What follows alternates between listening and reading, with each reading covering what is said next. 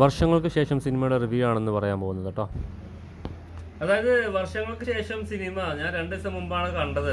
ഈ പറഞ്ഞ പോലെ വർഷങ്ങൾക്ക് ശേഷം എന്ന് പറഞ്ഞ സിനിമ ഒരു 10 വർഷങ്ങൾക്ക് മുമ്പായിരുന്നെങ്കിൽ ചിലപ്പോൾ വിജയിച്ചേനെ. അല്ലാതെ ഈ സിനിമയിൽ ഒരു പുതുമയായിട്ടോ അല്ലെങ്കിൽ ഒരു നല്ലൊരു കണ്ടന്റ്, നല്ലൊരു സ്റ്റോറി ലൈനോ ഒന്നും ഞാൻ കണ്ടില്ല. ഇതിന്റെ പോസിറ്റീവ് ആദ്യം തന്നെ പറയുകയാണെന്നുണ്ടെങ്കിൽ, പോസിറ്റീവായിട്ട് പറയുകയാണെന്നുണ്ടെങ്കിൽ കുറച്ച് താരങ്ങൾ അണിനിരക്കുന്നു എന്നൊക്കെ പറയില്ല, അതേപോലത്തെ ഒരു 5-6 താരങ്ങളുണ്ട്. എന്നാൽ നിവിൻ പോളി, പ്രണവ് മോഹൻലാൽ, ധ്യാൻ ശ്രീനിവാസൻ, ബേസിൽ, നീരജ്, വിനീത് ശ്രീനിവാസൻ വെറുതെ ചെറിയ റോളിൽ വരുന്നുള്ളൂ, പ്രത്യേകിച്ചൊന്നുമില്ല.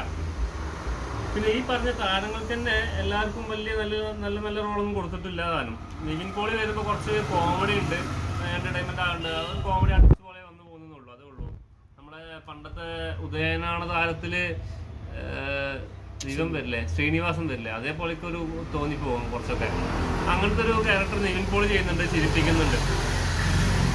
പിന്നെ പ്രണവ് മോഹൻലാലും ധ്യാൻ ശ്രീനിവാസനും തമ്മിലുള്ള ഒരു കൂട്ടുകെട്ട്, നമ്മളിപ്പോൾ സിനിമ കാണുമ്പോൾ പൊതുവെ ഒരു നല്ലൊരു ഇമ്പാക്ട് തോന്നിക്കണമെന്നുണ്ടെങ്കിൽ ഇവരുടെ ഫ്രണ്ട്ഷിപ്പ് കുറച്ച് ഇത് വേണം, ഡീപ്പായിട്ട് വരണം. അങ്ങനത്തെ ഒന്നും ഇതിൽ തോന്നിക്കുന്നില്ല. ചെറിയൊരു ഫ്രണ്ട്ഷിപ്പ് ഉണ്ട്, ഓക്കെ, രണ്ടുപേരും 2 റൂട്ടിൽ സിനിമ പോകുന്നുണ്ട്, രണ്ടുപേരുടെ ജീവിതം അങ്ങനെയൊക്കെ പോകുന്നുണ്ടെന്നല്ലാതെ ഒരു പുതുമയായിട്ടൊന്നും കണ്ടതില്ല.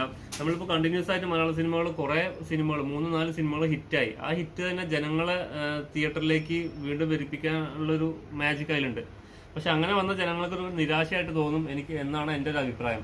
പിന്നെ സിനിമയിൽ ഒരു മ്യൂസിക്കുമായിട്ട് റിലേറ്റഡ് ഒരു സിനിമയാണ്, അതുകൊണ്ട് തന്നെ നല്ലൊരു മ്യൂസിക് കിട്ടുമെന്ന് പ്രതീക്ഷിച്ചു. പക്ഷേ മ്യൂസിക്കും എനിക്ക് തോന്നുന്നില്ല അങ്ങനെ വലിയൊരു വമ്പൻ ഹിറ്റാവുന്ന പോലത്തെ ഒരു സോങ് ഇല്ല. ചെറിയൊരു സോങ് ഉണ്ട്, ഓക്കെ, കേട്ടിരിക്കാൻ സുഖമുള്ളൊരു സോങ് ഉണ്ട്. പിന്നെ ഒരു ചെറിയ 1-2 മ്യൂസിക് ഉണ്ട്. പക്ഷെ സിനിമയിൽ മ്യൂസിക്കിനൊരു ഘടകമുണ്ട്, മ്യൂസിക്കിനെ കുറിച്ച് വലിയൊരു ആംഗിൾ തന്നെ പറയുന്നുണ്ട് സിനിമയിൽ. പിന്നെ ഈ പറഞ്ഞ പോലെ എന്താ ഉള്ളത്, ഹീറോയിൻ ആണെങ്കിലും ശരി, ആരാ ഉള്ളത്, 1-2 ഹീറോയിൻ, കല്യാണി ഉണ്ട്, പിന്നെ വേറൊരു നടിയുണ്ട്, പേരറിഞ്ഞൂടാ. എല്ലാവർക്കും പ്രത്യേകിച്ച് റോളൊന്നുമില്ല, ചെറിയ റോള്.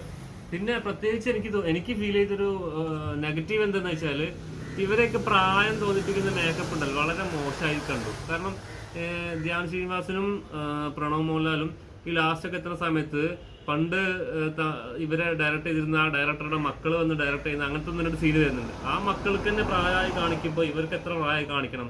ഒരു 60-70 വയസ്സൊക്കെ തോന്നിപ്പിക്കണം ധ്യാനെയും പ്രണവിനെയൊക്കെ. പക്ഷെ അത് നമുക്ക് ചിലപ്പോൾ ഇവരെ നോർമലി നമ്മൾ കണ്ട് വളർന്ന ആൾക്കാരായതുകൊണ്ട്, കുറെ കണ്ടതുകൊണ്ട് പ്രായം തോന്നിക്കാത്തതായിരിക്കും. പക്ഷെ സിനിമയിൽ ആ ഒരു മേക്കപ്പ് വളരെ മോശം പോലെ തോന്നി, പ്രായം അത്ര തോന്നിക്കാത്ത പോലെ തോന്നി. ഓവറോൾ ഞാൻ പറയുന്നത് ഒരു ബിലോ ആവറേജ് ഫിലിമാണ്. ഇനിയും ടിക്കറ്റ് എടുക്കാത്തവരുണ്ടെങ്കിൽ എൻ്റെ ഒരു കൺസെപ്റ്റ് പ്രകാരം, എൻ്റെ ഒരു നേച്ചറിന് എനിക്ക് പടം ഇഷ്ടപ്പെട്ടിട്ടില്ല. അപ്പോൾ ആലോചിക്കുക, നോക്കാം.